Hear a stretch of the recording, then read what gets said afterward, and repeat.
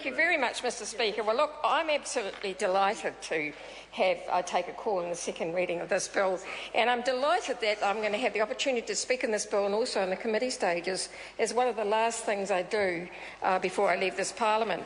And as I start my speech, Mr Speaker, may I first of all acknowledge my colleague Sue Moroney for the fantastic work she's done. Can I also acknowledge the Chair of the Select Committee, another wonderful Labour woman, Ruth Dyson.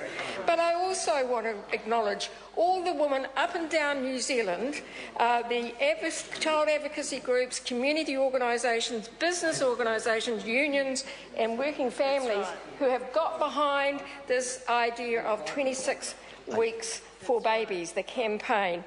But I want to go back a little bit further than that, Mr Speaker, if I can, because paid parental leave is not a new notion. It has been around for decades. It goes right back to that wonderful woman, that wonderful Labour MP, Sonia Davies, when she got involved in the Working Women's Charter. In 1974, I think it was, where women began saying, if women are going to be able to be treated fairly in the workplace and carry out their responsibilities, if they're going to be part of an economy, but at the same time have to raise the babies of the future, they need paid parental leave. And there has been a very long history of paid parental leave advocacy from women in this country.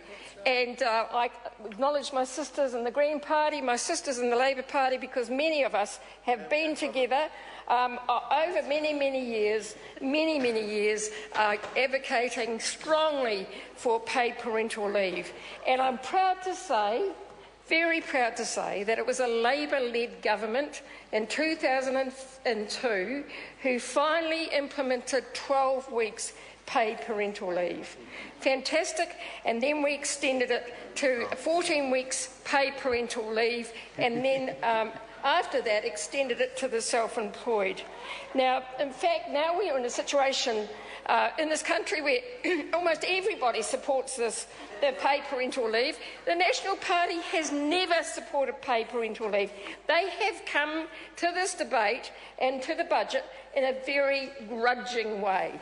They have been forced by the women and the mothers and the fathers of this country to accept that having paid parental leave, having time off when your baby's born, having time to bond with your baby, having time to breastfeed is something that is not only about women, it's about children, but it's also about the workforce. It's about the contribution that women make in the workforce. It's about the contribution that fathers make in the workforce. It's accepting that raising our children is an important part of our future as anything else that we do in this country. Now, as I said, the National Party has been incredibly grudging about this. They have voted against every paid parental leave provision over many years. They even have voted against it, as I recall. They even voted against extending it to the self-employed when Labour introduced it. And, it seems to me, as I prepare to leave this Parliament, that good ideas are not welcome by this National Party. If it's a Labour proposition, there's something wrong with it and it must be opposed.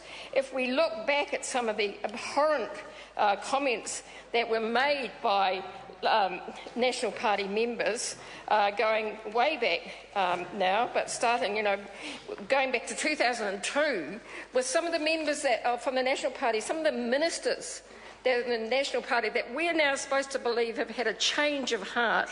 The Honourable Anne Tolley in 2002 said this legislation shows how the Labour Alliance government is stuck in the radical feminist era of the 60s and 70s and is completely out of touch with women of the 21st century. Can you believe it?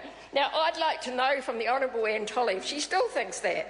And is that what, you still think that? So you don't support your government's move? You don't support your government's move to increase your pitiful increase to 16 to 18 weeks? And then there was Nick Smith, that father of I'm not sure of how many, but he said in 2002, I say that if members went out of their way to draft a dumb bill, this would have to be it. He said this was a dumb bill. Introducing 12 weeks paid parental leave in 2002 was a dumb idea. Now, here we are, 10, 20, 10, 12, how many years later? Well, many, more than a decade later. Suddenly it's not such a dumb idea. Finally, the National Party has caught on.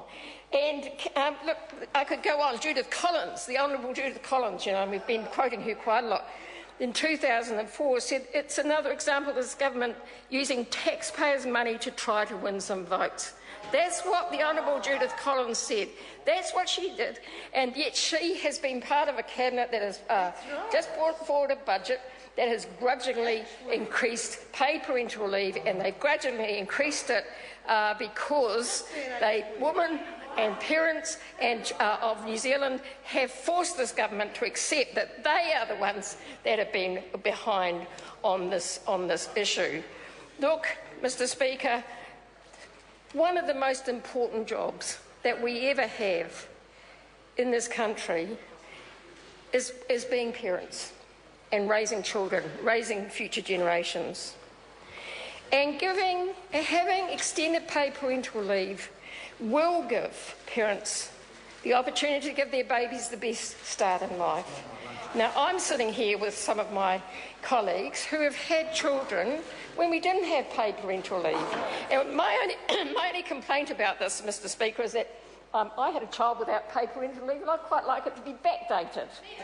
You reckon a few of us, I think, would like it to be backdated. However, I'm pleased, except for Anne Tolley, of course, who would turn paid parental leave down for herself, well, actually for her daughters, her grandchildren, because she still thinks it's from the radical feminist era of the 60s and 70s. The only little thing I would say about the government, only thing, a kudos I would give the government slightly, is the extension of paid parental leave to casual and temporary and seasonal workers. That needed to happen, and that would have happened under a Labor government. But we also know that while this is a tiny little move because the government was forced to do it, we continue to be criticised internationally because of our record not only on progress for women but also on paid parental leave.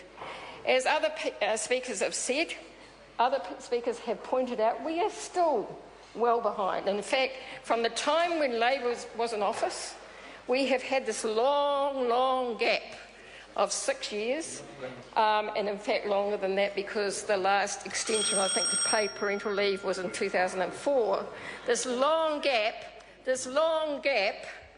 where nothing has happened on paid parental leave. And in fact, all the government's done is wasted Members' Day after Members' Day making sure that we never got to have the vote on this bill, because they were too ashamed to stand up and say they don't support mothers and they don't support babies and they don't support the parents of New Zealand having the opportunity to raise their children, to have a good start in life, to have a decent go at doing the most important job that has to be done, which is giving our children and giving our families the best possible start in life. Instead, they'd rather waste their money on a whole range of foolish ventures. We've seen them in the last year or so or more, on consultants, on crazy asset sales, tax cuts for the better off. Goodness knows what they think that they're going to do should we have the misfortune to have them re-elected as government. Mr. Speaker, I end by repeating what I said at the beginning. I'm really proud to be able to speak on this bill on behalf of Labor and on behalf of all the women and men who for decades have fought for paid parental leave in this country, and shame on the National Party for being so miserable about this. Claudia Cowie. Mr. Speaker, the National Government does not support this bill. We won't be supporting this bill, just in case you didn't get it the first time.